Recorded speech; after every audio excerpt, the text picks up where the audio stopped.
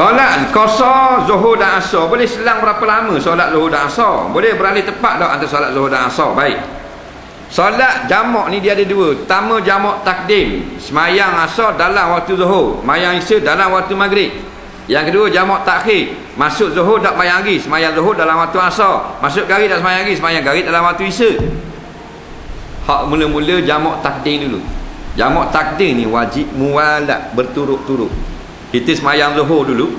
Nah, Allahu Akbar, salam. Assalamualaikum warahmatullahi wabarakatuh. Assalamualaikum warahmatullahi wabarakatuh. Wajib berdiri selalu untuk solat yang kedua.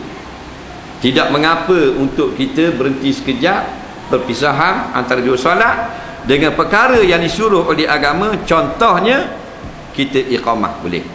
Dak putus wala. Pakai serban.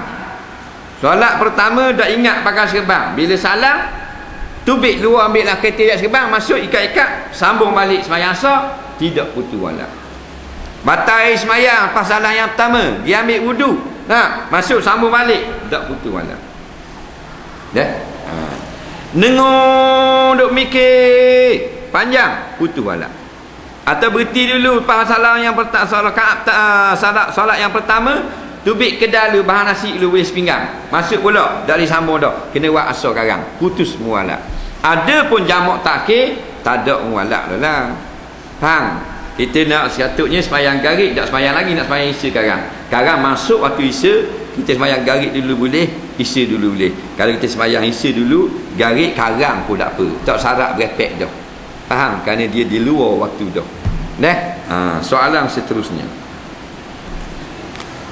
pergi tengok bola stadium Bukit Jalil, boleh jamak qasar ke tak? Setengah ulama kata boleh lagi jamak qasar.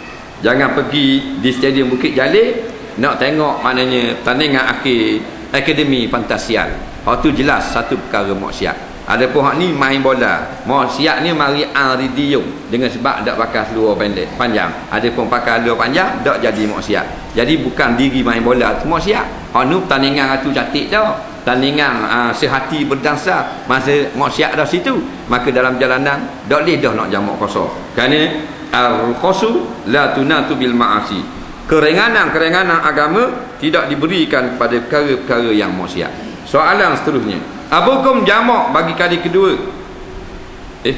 Apa hukum jimak bagi kali yang kedua? Sedangkan belum mandi wajib bagi jimak yang pertama tadi. Hak ni dia nak dia lekok jauh sampai ke Bukit Jalil. Padahal tanya selalu tak apa. Nyewak Bukit Jalil lah apa-apa lah. Atas tu jamak lagi, dia kona sikit baca kasrah selalu. Dia jimak isteri dia ataupun isteri dia jimak dia, tak ada kira lah. Boleh pula ke? Nampak? Mana saya? Senyum mak-mak. Tadi ngatuk mata lagi. Kemudian dak mandi junub dia ulang sekali lagi. Nampak? For the second time, untuk kali yang kedua. Mana hukum? Hukumnya tidak haram. Cuma sunat mengambil wuduk untuk jimak kali yang kedua. Kerana wuduk itu mengundang tenaga.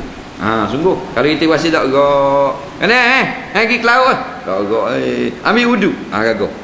Tak. Ni rasa tak gok, cari batal. Kau tak gok.